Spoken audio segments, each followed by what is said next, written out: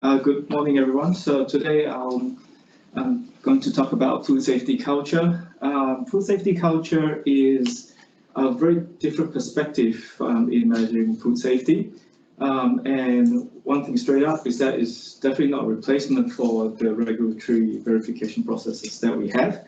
But you can look at it in a way that it's just another tool that you can have in your bag to improve food safety culture across the board. Okay, so this is the overview of my presentation. So I'm just going to touch very slightly on the high-level concepts and framework. I'm not going to go into great depth in that area, but I'll be focusing more on the behavioral change and psychological aspect and how it impacts food safety. The fact of the matter is that because that's where the rubber actually hits the road. And we're going to cover the strengths and the advantages of promoting this food safety culture and also the importance of it. So hopefully from today, after this webinar, you can take away the knowledge and understanding of food safety culture and use that in your EH work.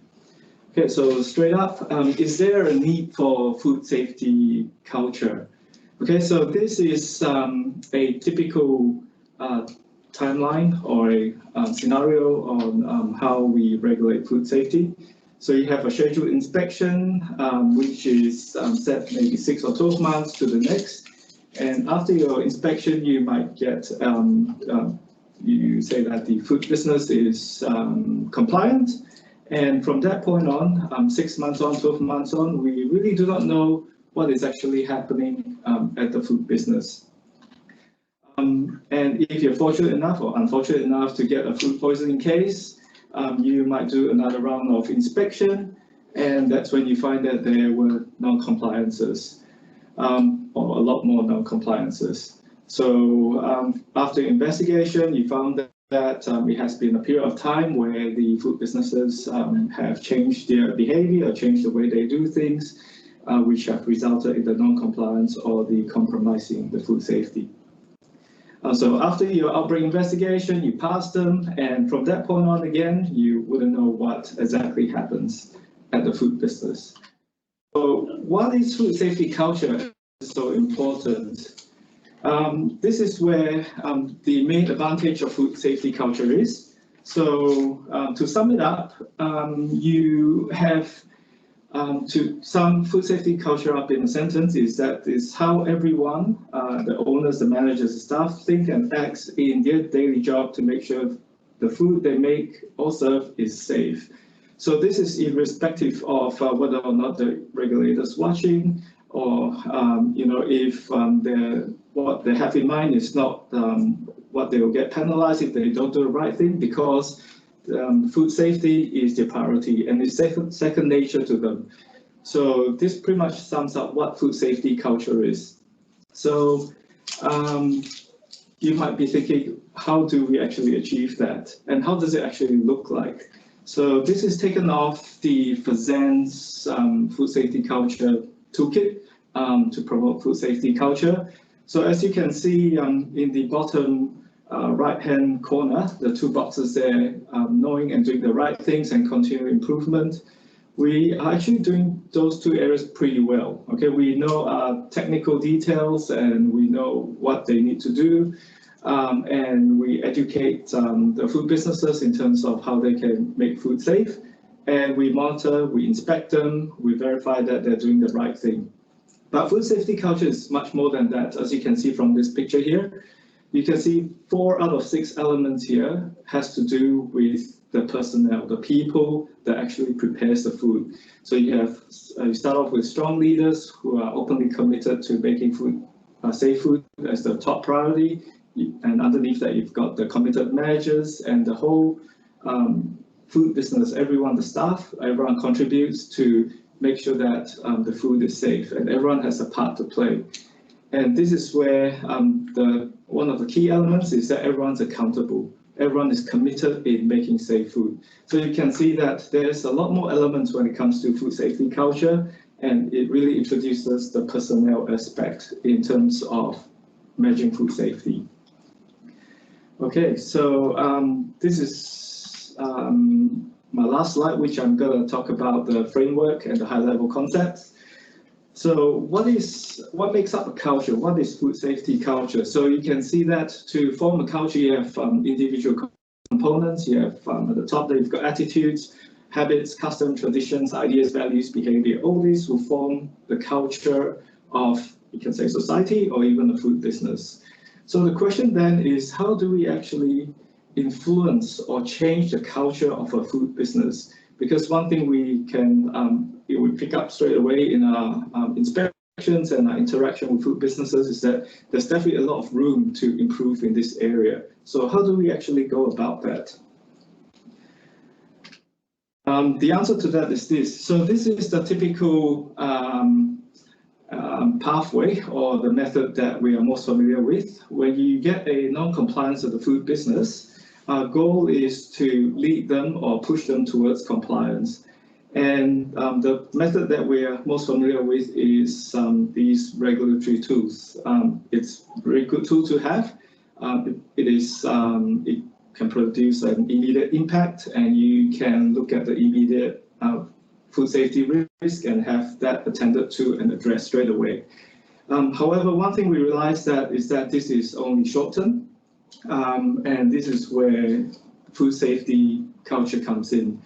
Okay, so yes, they can make very immediate changes, but those changes might not be a long-term change or permanent change to how they operate and how they prepare food and the behavior towards food safety.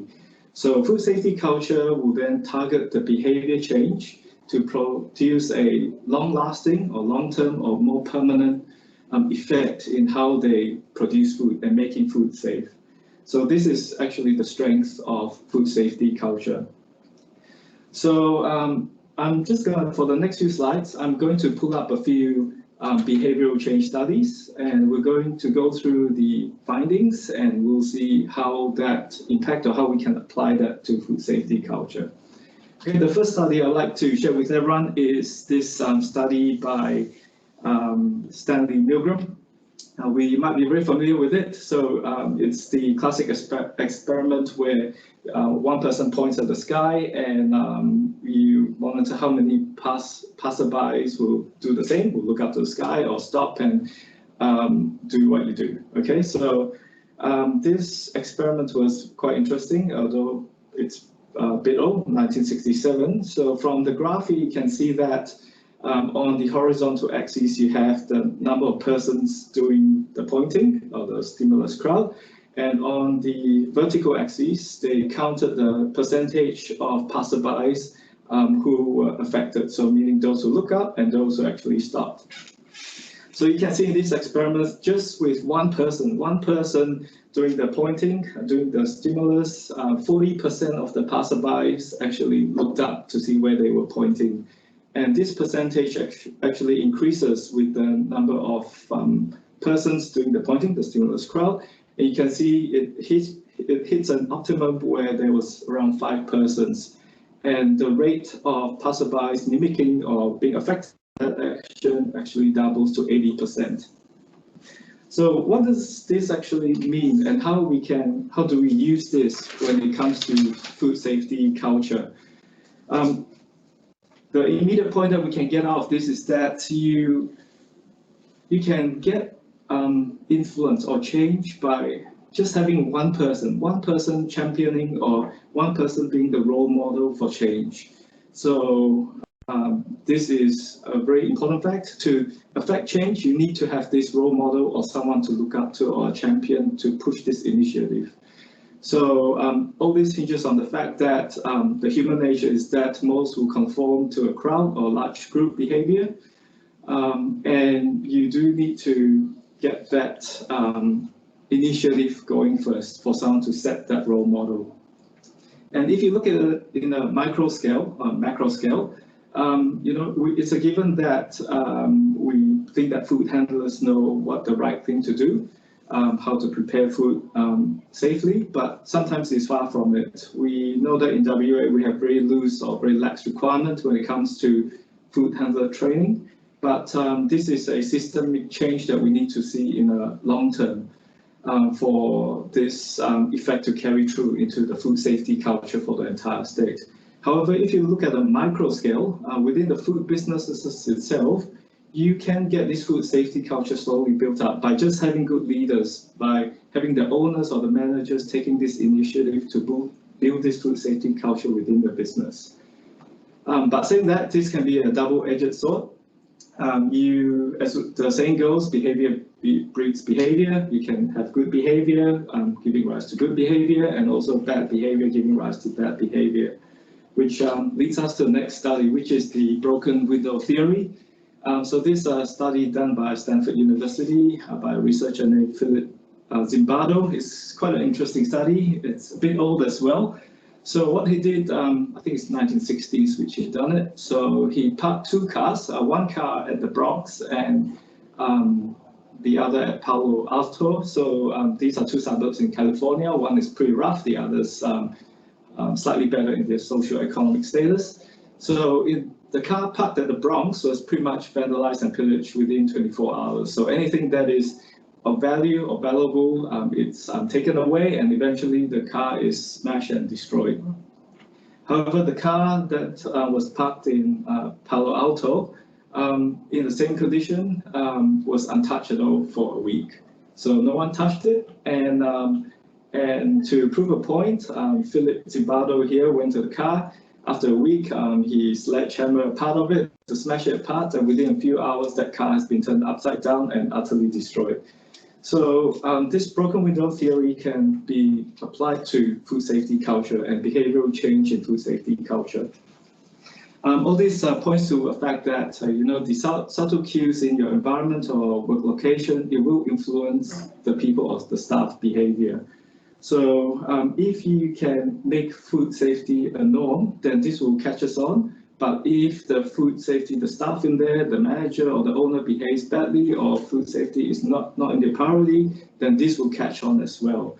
So when you do your inspection or your audit, you can look out for these broken windows. It is an indication or a symptom of a deeper underlying issue in terms of the culture of the food business. So things like the lack of cleanliness, disorder, or equipment being in disrepair, or even the dirty floor, cluttered shelving, unit missing, floor tiles, flaky ceiling paint, the list goes on. So all this is just merely the tip of an iceberg on deeper or more serious underlying issues in terms of the behavior or attitude or perception towards food safety. So these are things that you can look out for. And just bear that in mind when you go out to the food businesses to see what are their attitudes in terms of putting food safety as their priority. So saying that, the environment is important, but how much impact does that have when it comes to influencing a person's behavior? So I would like to use another study here. This is a study done by comparing two hospitals. So the old hospital here, in terms of facility, is not as comprehensive in terms when compared to a new hospital. The old hospital had one sink to every 4.1 to 5.8 rooms, but instead the new hospital has one sink to every room. So what the researcher here did was to investigate the hand washing practices of the staff. Pretty much they measure how much people wash their hands and also how long. And surprisingly, what they found was that the old hospital, although they have lesser sink to room ratio, their hand washing rates were twice of the new hospital. So they have better hand washing practices. And when they've done a multivariate analysis, they found that the presence of conveniently located hand sinks is not significant. But what is more significant is that the workers less likely to wash hands when the peers or high-ranking worker did not wash hands. That's significant. So the behavior again catches on. So coming back to the food safety aspect, how can this be applied to the work that we do? Again, this highlights the importance of role models. You remember the framework that I showed earlier? At the very top, you have the strong leaders and committed managers, those are the group that we need to target first, because that will eventually trickle on. This is also a very important factor to the success in the interventions and the initiatives that we roll out. If you can't catch the management or the senior staff to adopt it, your chances of success will be a lot less. And if you don't have these role models, it will be hard to bring about change. So think about it in the long term. What can be done? So, for example, I mentioned about food handler training before. It is a very good method to educate them what the right food safety behavior or what the right process control should be. But the fact is this: you can give them the knowledge, but you can't make them do it, right? Like the saying goes, you can bring the horse to water, but you can't make it drink it. It is the same with food safety. You can give them all the knowledge that they need, how to produce safe food, but in terms of the actual doing, it is a behavioral and the perception and the priority issue. So this brings us to the next important point, which is about communication. So how do you actually communicate food safety? I'm going to share this study from Maria Lapinski. So it is quite an interesting study as well. So this is conducted in a college, and it highlights the importance on communication in terms of how you convey a message and the content of your message. This is a very important aspect in getting your success. So in this study, pretty much they want to measure the percentage of male students and how often they wash their hands. So they have three groups. So one group is the low prevalence message, where they post a set of posters where the urinals are, so they'll read it when they do their business. The low prevalence message is that 1 out of 5 males wash their hands every time they use the bathroom. And another study group, you have the high prevalence message, where you have 4 out of 5 males wash their hands every time they wash the bathroom. You've got a control group where there's no messaging at all. So they actually went and measured the number of people and percentage of people who wash their hands. So what did they find? As you can see, with the low prevalence message, 88% of people end up washing their hands, which I'd like to say is good, but it's not really. You know who's not washing their hands. And the high prevalence message, you have a little bit lower number of persons washing their hands. But one point to point out is that they did wash their hands for longer. But with the control group, where there's no messaging, 70% of male students did not wash, or 70% of male students did wash their hands, meaning that 3 out of 10 do not. Okay, so something to bear in mind. So this highlights the importance of food safety messages, but more importantly, how it is said, how it is actually communicated. One point that we can take out of it is that any food safety messages that you put out there is better than none. So likened to the group that has no messaging, you can see immediately their percentage of compliance or percentage of prevalence is a lot lower. So use any opportunity that you can get to put out the food safety messages, whether it is during your inspection or your interaction with the food business. Use that opportunity to get the messages out there. The second point that we can see from the study is that it matters on how you communicate your food safety messages. And it is sometimes, I would like to say, an art form. It is the most effective way to get your messages out there, that it can not only serve as a recall, but to effect in a behavior change. As health officers and also government officials, we are actually quite brilliant in terms of the food science side of things. We know our technical knowledge and the technical details on how to produce safe food, but oftentimes this is not translated to an actual behavior change, or how it is translated into the actual doing, the actual managing food safety at the production end. So sometimes we do need to convey and share our expertise with the food businesses. So this will eventually result in a behavior change. So on the subject of communication, I'm going to share another study as well. So just to illustrate the point that it is important how you communicate what they need to do. This is another study that is also very interesting. So this study is a very simple study. The participants are given a set of instructions for an exercise that the researchers are trying to promote or trying to get them to adopt.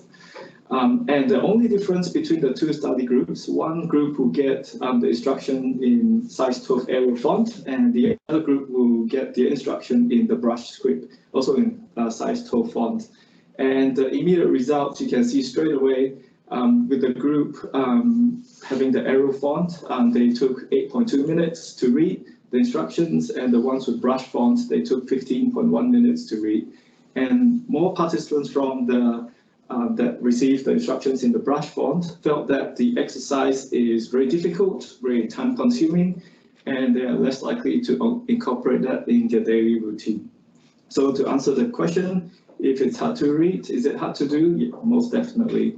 Maybe not rationally or logically, but psychologically and behaviorally, that is the perception, that it is too hard and it's too hard to do, and they are less likely to adopt it.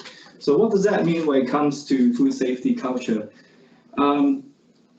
If we want a food business to adopt food safety behavior or food safety practices, our instructions need to be clear and simple. It needs to be easy to use. And when we communicate it to the staff, it needs to be conceptually clear that they can get it. So a very good measure is simply what we've seen in that study. If it takes too long for you to explain what they need to do, chances are they won't adopt it. So things like making your communication plain English, simple messages, key messages that you can highlight, all these will improve the recall and uptake of those food safety behavior that you're trying to promote. And as we all know, there's a lot of food businesses that the owner or operator or even the staff, their main languages is not English. So promoting it in their own language will definitely increase the uptake and recall. And the clever use of visuals and graphics has been used extensively in the past years in terms of health promotion and health risk communication. It's something that we can consider when we interact with our food businesses as well. Just to illustrate the point, this is a comparison between a food safety resource, wearing gloves and food safety. So on the left here is your typical government department fact sheet, where you tell them what the right practice should be when you use gloves for when you handle food. And on the right here, you have a more modern approach to communicating food safety messages. So it is very quickly, you can tell that the one on the left, you'll be expecting very low uptake. They might not even read it, and they might just glance over it. The messages kind of get lost in the text, but on the right, you can see straight away you have the key messages coming through. Stop transmitting bacteria, change your gloves often, wash your hands, and you give them practical, straight to the point messages, and you illustrate that with the graphics, which will improve recall. This is another example from New Zealand. They have a food safety toolkit, and it's just one of the liftoffs, where you can see it is actually quite clever how they design it. Although it's very simple, but the messages definitely gets through. So you can see you have the glove pulling the bunny off the hat. I'm saying that gloves aren't magic. Okay, so just because you've got glove on doesn't mean that you're not transmitting bacteria. Okay, so that is the main message that is underneath the text there, although it's a bit small. And you can see just with that clever use of graphic, it will immediately improve your recall on what the main message is. And on the right, you have the set of graphics telling them to pretty much wash their hands when they glove on and glove off and dispose of the glove safely. So it's very clever use of graphics and layout, and you can see that the messages is definitely coming through a lot better compared to the fact sheet on the left, right? So these are the few things that we can bear in mind when we communicate with our food businesses. I'm just going to do a very quick activity now. So the main point I'd like to advocate here is that there's power in words. Okay, so just very quickly on the chat panel, in your opinion, what is the most powerful word that you can use to enhance food safety? Just one word. So just type that into your chat panel and we'll see what everyone gets. Okay, I'll give everyone 20 seconds. Just the most powerful word that you can think of that portrays or represents enhanced food safety. I'll give everyone 20 seconds.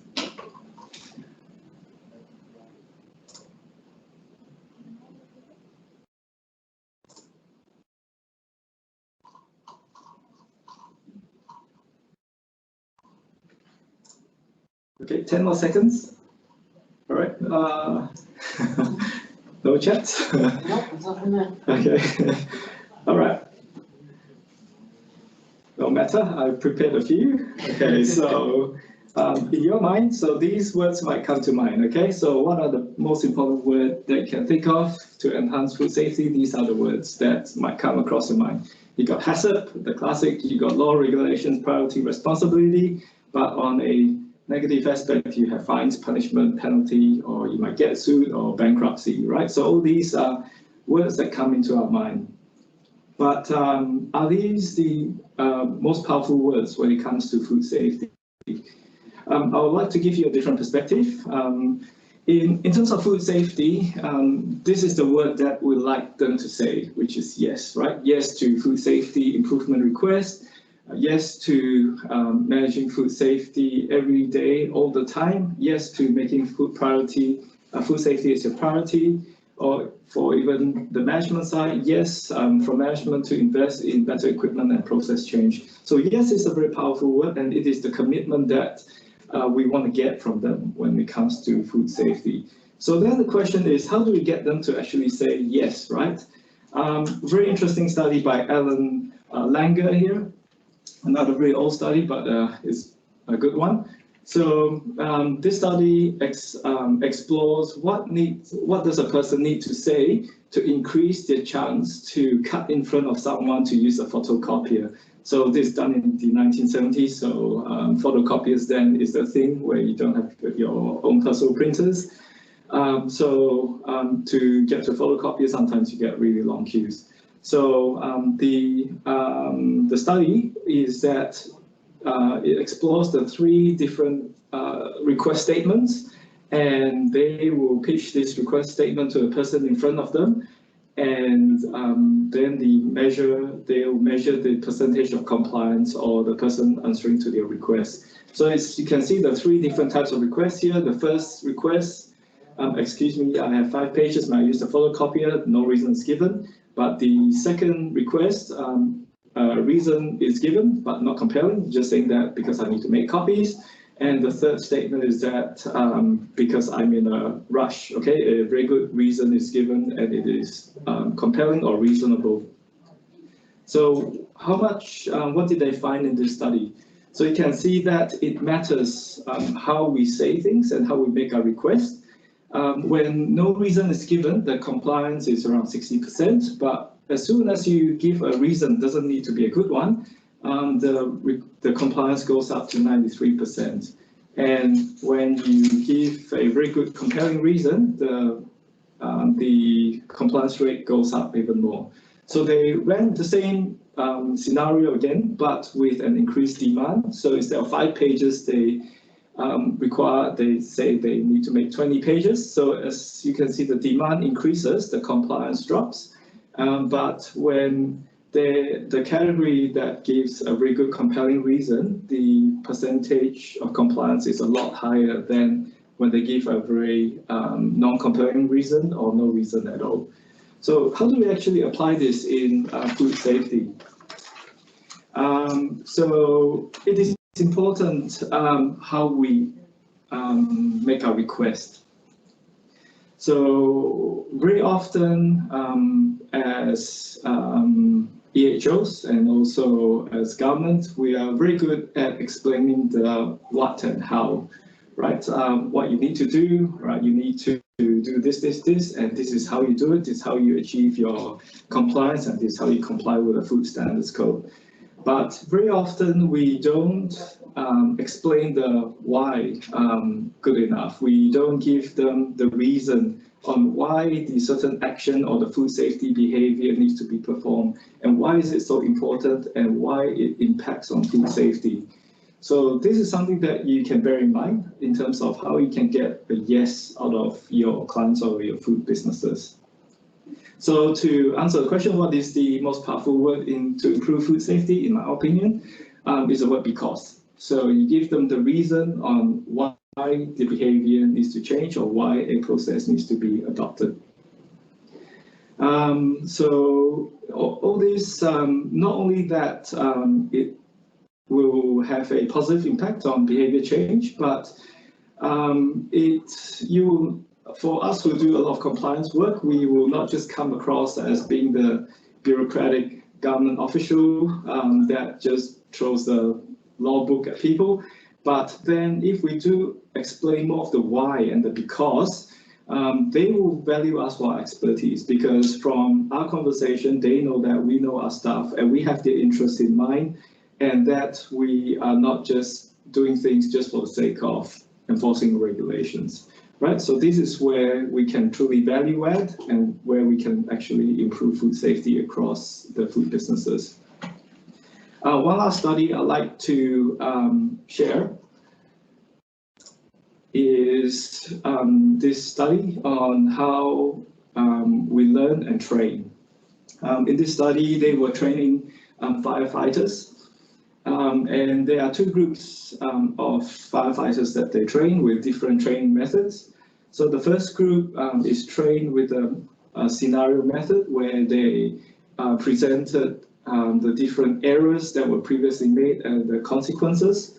So things like the underestimation of the equipment they need to have, or the misreading of weather patterns. And they pitch all these scenarios to the group and get them to troubleshoot and also learn from mistakes. But for the second group, with the same real-life scenarios, they presented their training without any errors, pretty much telling them, how do you do things the right way? And then after the training, they assessed both of the groups. They gave them a completely new scenario and measure how they perform and how they react. So as you can see from this study, the group one actually outperformed group two. They were able to identify problems and scored better on judgment and adaptive thinking. So you can see the way we train, the way we educate our food businesses really do matter. Okay, so which brings us to the next slide. So think about the scenarios in terms of how we can use examples of errors or failures that we saw in the past to educate food business, because these can impact how they learn, and as we can see from that study, the success rate is actually a lot higher. So this is one of the fact sheets that we have prepared for that purpose. So it's pretty much on egg safety, and pretty much highlighting what went wrong with the business and the consequence of the business of the food poisoning outbreak, just to highlight what is the errors and the consequences that can be easily prevented. So examples such as these you can use as an education resource, and just to quickly get that point through to try and impact on behavior change. So sometimes, on that note, food businesses sometimes underestimate that what is the consequence of, for example, a food poisoning outbreak. They don't realize that sometimes it just takes one litigation or someone just to sue them to really break them and bankrupt them and affect the whole family business, right? Especially for the smaller food business. Maybe not so much for salmonella, but let's say it's a listeria poisoning where you can pin it to a food business where the mom got hospitalized and she lost her baby because of the listeria poisoning. you'll be looking at millions of dollars of damages or compensation that will be sought. So all these you can actually use as an example to communicate what is the consequence of the errors or the bad food safety behavior, and that would have a better impact in behavioral change. So that is pretty much the suite of studies that I'd like to share with everyone in terms of the key messages or the key learnings on behavioral change and how it can be used to impact or change the behavior in food safety culture. At the moment, I'm just going to cover now where we're at and where we're going to get to. At the moment, we have a national working group working at how we can better establish food safety culture and how to implement and how to promote it at the national level. So FSANZ have their food safety hub where all these food safety culture resources are stored or available for download. Earlier this year, or from late last year to earlier this year, we have a few local governments who participated in the food safety culture pilot, so thank you for that. And from that pilot, we've gathered a lot of information on how we, the design of the implementation plan and how we can make this actually work at the national level. So a few key messages that we've got out of local government is that with the current resources that FSANZ have prepared, it just takes too long. The assessments are too lengthy. And a few local governments say that they are lacking resources to take on this extra work or to promote this initiative, and they need to prioritize more immediate food safety risk or compliance work, and you also get food businesses not interested in participating in the formal assessment or interview. So these are the few key issues or the setbacks that we've identified in that food safety culture pilot. So those are very good learnings for the national group when they develop and they design the resources and tools that both local government and the food businesses can use. And that will be incorporated into our long-term plan on how we can make our resources and tools more efficient and more adaptable, and you get a higher uptake rate. In WA, we are trying to assemble a food safety toolkit. This is one of our long-term projects where we have all very simple but key food safety behavior controls and practices that we like food business to take up. So simple things like your temperature check, how you store your food, how you need to prevent cross-contamination, and all those key food safety messages. So we're trying to assemble a toolkit and try and package it up into a easy to read, easy to use, and impactful document that local government can hand out to food businesses to try and use it as a resource to educate them. One thing which we've learned as well is that if you're going to come up with a program or an initiative altogether separately as your own, your uptake might be quite low. So we're looking at integration as well to the work that we do. But the fact is that food safety culture is, although yes, we might think that behavior change is hard and it takes too long and takes too much to change behavior, but there are very short and quick wins that we can have. So things like, your annual or 6-monthly inspection that you have with your food business, your frequent contact with the food business, it is very easy for you to incorporate that into your communications with them. It can be a 5 or 10 minute session, or just something as simple as explaining more thoroughly in terms of the improvements that they need to make. And all these little things that we do will eventually result in a change in food safety behavior. So as a long-term plan, I know food training of food handlers is definitely on the radar. If you have enough people knowing what the right thing to do, you would get that better influence and that good behavior rubbing off to the rest as well. So it is, again, creating food safety culture and making it a social norm. So just a very quick takeaway in terms of today's sharing. What can you do immediately to promote food safety culture? So keep up your good work on your food safety assessments. Without them, without your audits, you wouldn't know that there's something wrong. So keep up the good work, but in terms of promoting and trying to impact the change, you can take the learnings from today on the few behavioral change studies that we have shared, and things like saying more of the why, communicating more of the why, and give them the reason, saying you have to do this because so and so. Okay, just a simple word, and just that very quick 30-second explanation will make a world of difference. And I do know that some local governments, they have their food safety education program, so either through Food Safe or their own.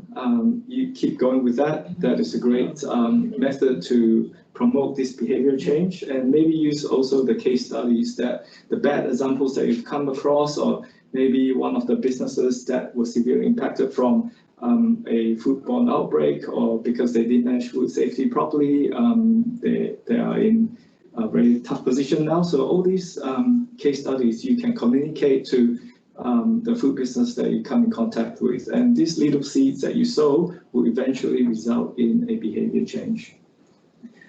So integrated in part of your work and your contact with the food businesses.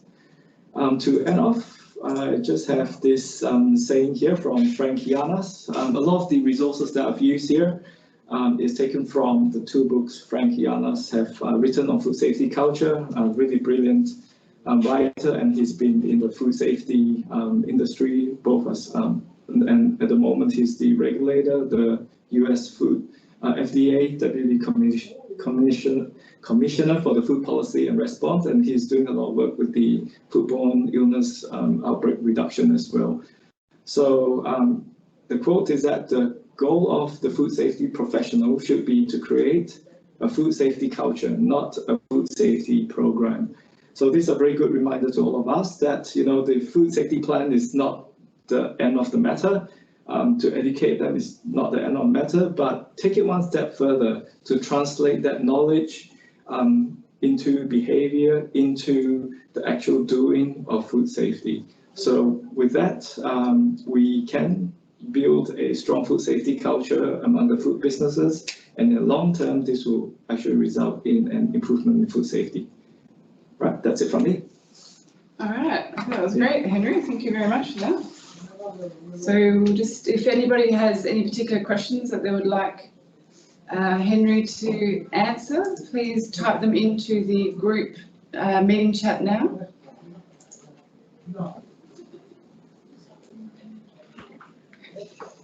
Otherwise, there's one in particular that we can start off with you, Henry, and that's how effective are financial penalties in influencing behaviour? So, you know, are you still going to get a good result if you go in and just issue infringements and the likes, or take people to court?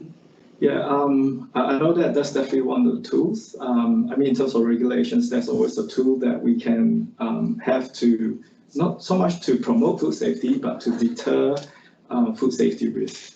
So if you think about behavioral economics, I'll give you a very simple example. To answer the question, you just need to think about your speeding fines, right? So a speeding fine is to speed is a risk, is a health risk where you can result in you getting hurt or others being hurt. And one of the controls is to introduce penalties, right? Your speeding fines. So you can use the same concept in terms of whether or not that will affect in a behavioral change. So if you think about it, yes, it does impact how a person's behavior, but not as much as we think. So for example, a person can get a speeding fine, but then they can still commit the same offense 2 or 3 times. But once you get to the end, when you draw down all your demerit points, where you know that the next penalty you get, you lose your license, that's when the behavioral change comes in. So I think it's a pretty good initiative where I think the Department of Transport here has the double or nothing, where you know, you can go on 12 months and good behavior, and they will not take away your license. So that, if you think about the 12 months that you have on consciously trying to uptake this good behavior or good driving, that will result in a longer term in behavioral change. But obviously we can't apply this to food safety. We can't withdraw a person's license or registration to sell food. But it is, yes, we can use it as one of the tools, but it is not a silver bullet. And if you can compare the penalties you have for, let's say, the corner sushi bar, and compare that to a manufacturing business which has $2 million turnover, the $1,000 fine for infringement would mean quite different for both businesses. So yeah, it is just a tool, but not a silver bullet. So have you got any other questions from the audience? Oh, I really loved all the studies that you talked about, and a lot of that is very much the Department of Health and Environmental Health can learn from that. So making sure that our resources are a lot more visual.